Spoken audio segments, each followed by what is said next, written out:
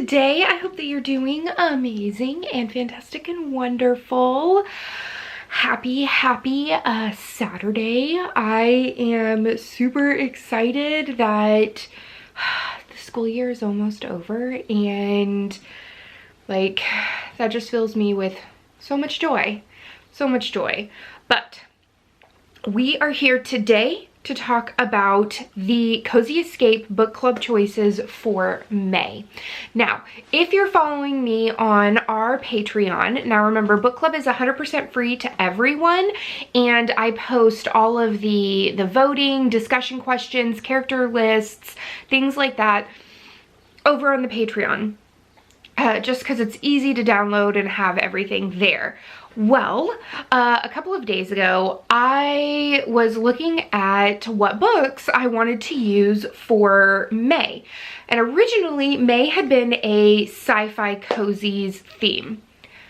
I cannot for the life of me find any decent sci-fi cozies that I haven't already read, I haven't already talked about, and that I feel like would be interesting to all of you. And I also know that sci-fi is not everybody's cup of tea, right? So I decided to pivot, and I put a poll on the Patreon on like what theme that wouldn't mess with any of the themes for the rest of the year, what theme would you guys want to read? And you guys overwhelmingly said like paranormal, magical, cozy mysteries. So I actually scoured my TBR, my cozy TBR, and I physically own all 3 of these books, and they've been on my TBR for forever and a day, and they're all magical paranormal, and I think that they would be fun to read.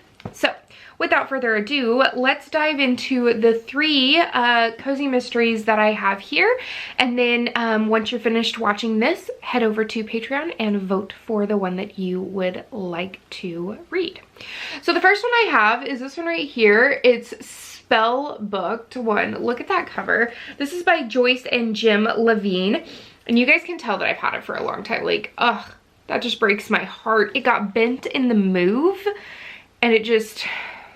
You guys know I'm pristine with my books. I know, Cleo, right? Seriously. Okay.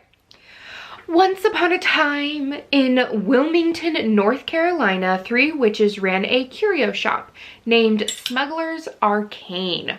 But as the years passed, their magical powers started to fade, leaving them with no choice but to conjure up a retirement package. Double, toil and trouble. Guys, this has like all of my favorite things in the whole entire world. There are four furry companions on the cover of this, right? It's magical. And it's all about retired, like, witches. Like, come on.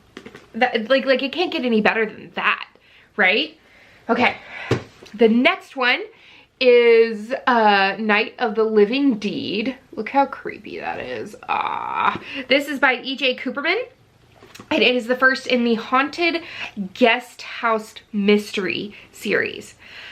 It says 7 bedrooms, 4 baths, 2 ghosts. I mean, that sounds perfect, right? Newly divorced Allison Kirby wants a second chance for herself and her 9-year-old daughter, so she's returned to her hometown on the Jersey Shore to transform a fixer-upper into a charming and hopefully profitable guest house. But when a bump on the head leaves her seeing not only stars but spirits, Allison realizes the real challenge she's facing is out of this world.